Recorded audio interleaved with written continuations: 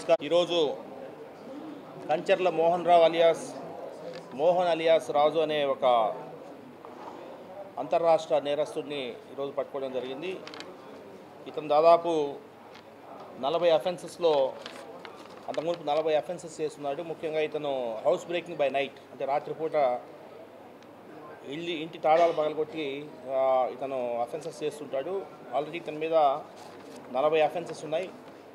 ఇతను ఈ మధ్యన ఇంకొక 6 అఫెన్సెస్లో తస్కరించిన బంగారు ఆభరణాలు 349 గ్రాములు, అదేవిధంగా ₹1,00,000 నగదుని అతని నుంచి స్వాధీనం చేసుకోవడం జరిగింది. ఇతను మనకు అక్టోబర్ 10వ తారీఖున విజయవాడ ప్రసాదంపాడు రవీంద్రబాద్ స్కూల్ ఎదురుగా ఎంఎస్ అపార్ట్మెంట్కి చెందిన ఫిర్యాది తన ఇంట్లో దొంగతనం జరిగిందని ఇచ్చిన సమాచారం మేరకు మనకు అప్పుడు పట్టమటి పోలీసు వాళ్ళు కేసు రిజిస్టర్ చేశారు.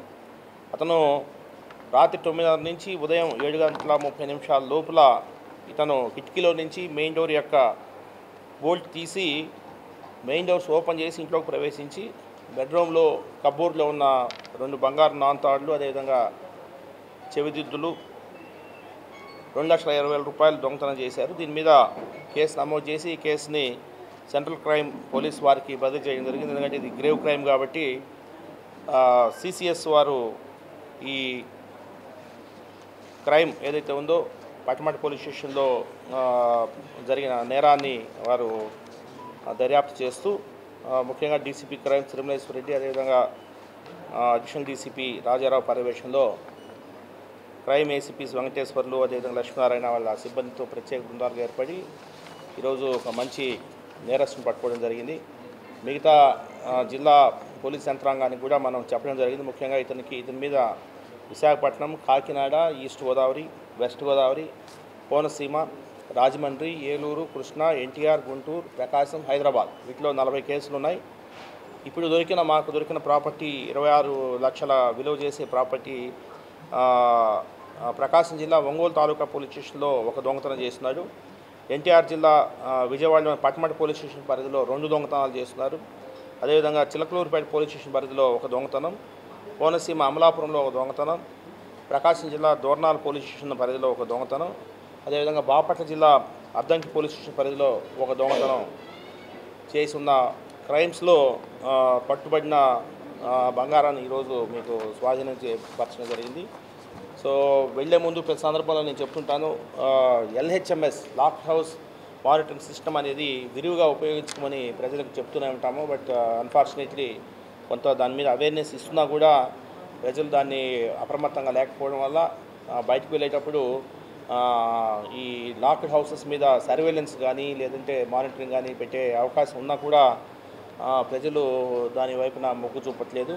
దయచేసి ఒకే విన్నపం పోలీస్ శాఖ నుంచి, మేము ఈ పహారా బీచ్ సర్వ్ చేస్తున్నాము, అదేవిధంగా ఇప్పుడు క్లౌడ్ పెట్రోల్స్ కాన్సెప్ట్తో ముందుకు వస్తున్నాము. కాకపోతే మాకు ప్రజల నుంచి కూడా కొంత సహకారం అవసరం.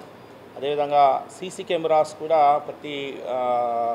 ప్రతి కాలనీలో సీసీ కెమెరాలు ఏర్పాటు చేసుకోవాల్సిన అవసరం ఉంది. సో దాని గురించి మేము త్వరలోనే ఒక పెద్ద కార్యక్రమాన్ని చేపట్టబోతున్నాము. కమ్యూనిటీని నైబర్హుడ్ కమ్యూనిటీ పోలీసింగ్ కాన్సెప్ట్లో ముందుకు వెళ్ళాలని చూస్తున్నాము. మోస్ట్లీ జనవరి ఫస్ట్ వీక్లో ఒక కమ్యూనిటీ పోలీసింగ్ ఇనిషియేటివ్, ఒక డ్రైవ్ ఒకటి భారీ ఎత్తున చేయబోతున్నాము. జనవరి 7-8 తేదీల్లో కమ్యూనిటీ ఇన్వాల్వ్ చేస్తూ ఏ విధంగా మనం ట్రాఫిక్ అంబాసిడర్స్ అనే కార్యక్రమాన్ని తీసుకున్నాము, అదేవిధంగా క్రైమ్లో కూడా కొంత ప్రజల భాగస్వామ్యాన్ని కోరుకుంటూ మనం త్వరలోనే కొన్ని కార్యక్రమాలు ఏర్పాటు చేయబోతున్నాం. అదేవిధంగా సీసీ కెమెరాస్ డ్రైవ్ కూడా భారీ ఎత్తున చేయాలని, ఎందుకంటే ప్రతిదీ మనము ప్రభుత్వం మీద ఆధారపడలేము. కొంత కమ్యూనిటీస్ కూడా ముందుకొచ్చి వారి కాలనీస్లో సీసీ కెమెరాలు ఏర్పాటు చేసుకొని Vijayawada police commissionerate next few మంత్స్లో ప్రజల సహకారంతో ఒక 5,000 నుంచి 10,000 కెమెరాల వరకు పెట్టాలనే ఆలోచనలో ఉన్నాము. ప్రతి హాట్స్పాట్ ఏదైతే ఉందో, ప్రతి క్రైమ్ ప్రోన్ ఏరియా ఏదైతే ఉందో, ప్రతి వల్నరబుల్ ప్లేస్ ఏదైతే ఉందో అన్నింటిలో కెమెరాలు ఉంటే బాగుంటుందని చెప్పేసి మా ఆకాంక్ష. సో ప్రజలందరూ కూడా స్వచ్ఛందంగా ముందుకు వచ్చి కెమెరాస్ ఏర్పాటు చేసుకుంటే మంచిది. ఎందుకంటే ఆల్రెడీ మనకు public places safety and security act ఉంది. దాని ప్రకారం 100 ఫుట్ఫాల్ జరిగిన చోట ఖచ్చితంగా సీసీ కెమెరాలు పెట్టుకోవాలి. సో దాన్ని మనము బేస్ చేసుకునేసి కొన్ని కాలనీస్లో కూడా, అదేవిధంగా కొన్ని వాణిజ్య సముదాయాల్లో, తర్వాత కొన్ని ఫంక్షన్ హాల్స్లో కూడా ఇటువంటి కెమెరాస్ ఏర్పాటు చేస్తే బాగుంటుంది. ఆ కెమెరాలు ఏర్పాటు చేసుకునే క్రమంలో రోడ్ మీద కూడా ఒక కెమెరా ఉంచితే అది మల్టీపర్పస్గా ఉపయోగపడుతుంది. మనకు క్రైమ్ డిటెక్ట్ కావడానికి చాలా అనువుగా ఉంటుంది. సో దాని గురించి ఈ కార్యక్రమాన్ని కూడా, ఈ 2 కార్యక్రమాలు, ఒకటి వచ్చేసేసి కమ్యూనిటీ పోలీసింగ్, రెండోది వచ్చేసేసి CC cameras, communities CC cameras ఏర్పరచుకునేలాగా ఒక కార్యాచరణ తొందరలోనే రూపొందిస్తాం. Thank you very much.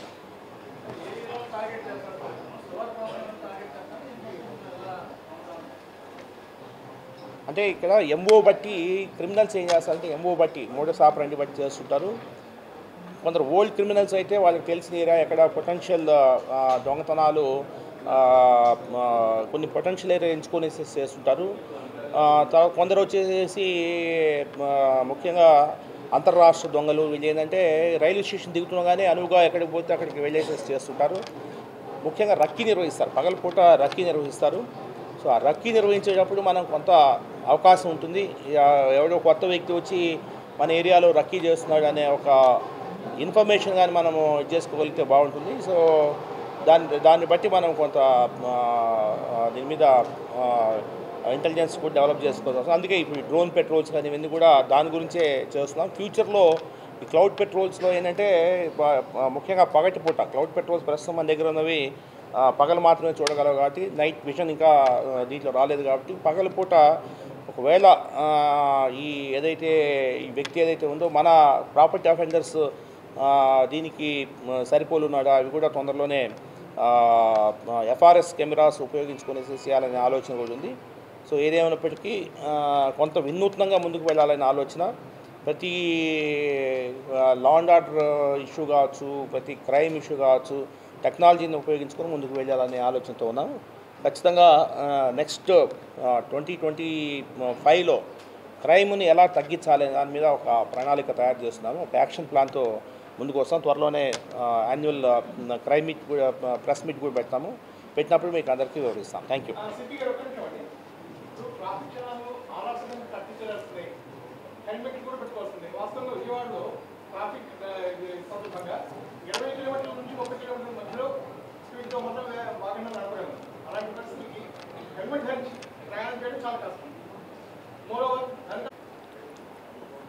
So మనందరం కూడా ఎవరు కూడా చట్టానికి అతీతులం కాదు.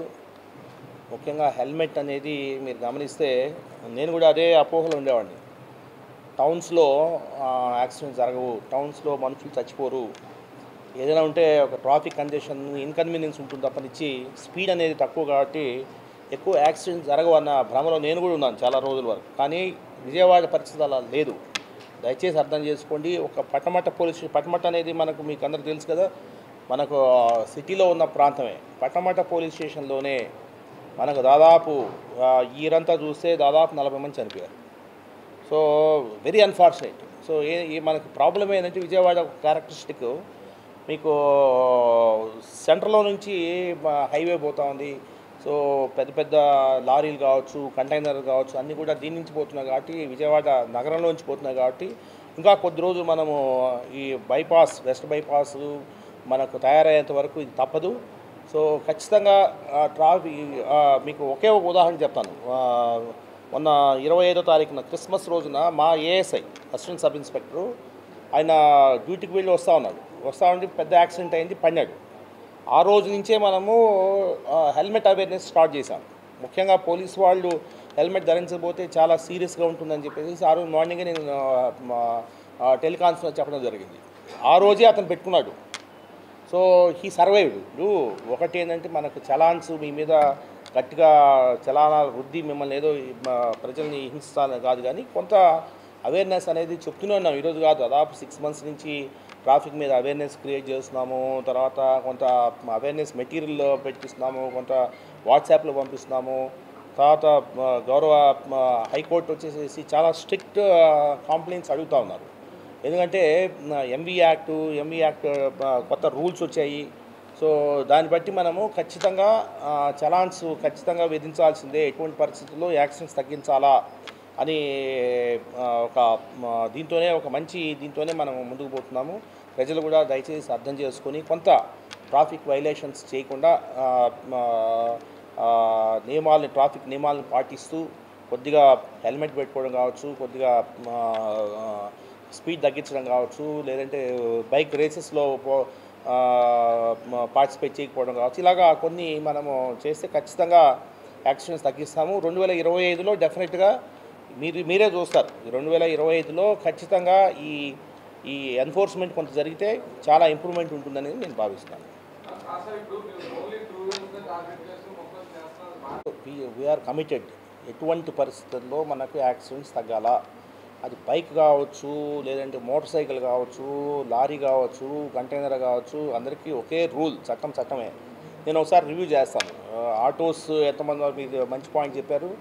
ఆటోస్లో ఎంతమంది మనము చలాన్స్ వేస్తున్నాము, మోటార్ సైక్లిస్ట్ ఎంతమంది చలాన్ వేస్తాము చూస్తాము. ఒకవేళ ఆటోస్ వేయకపోతే ఖచ్చితంగా వారిని కూడా ప్రతి ఒక్కరు కూడా చట్టాన్ని ఖచ్చితంగా బద్దులై ఉండాల్సిందే. డెఫినెట్గా will consider traffic violations by auto drivers also will be very strict.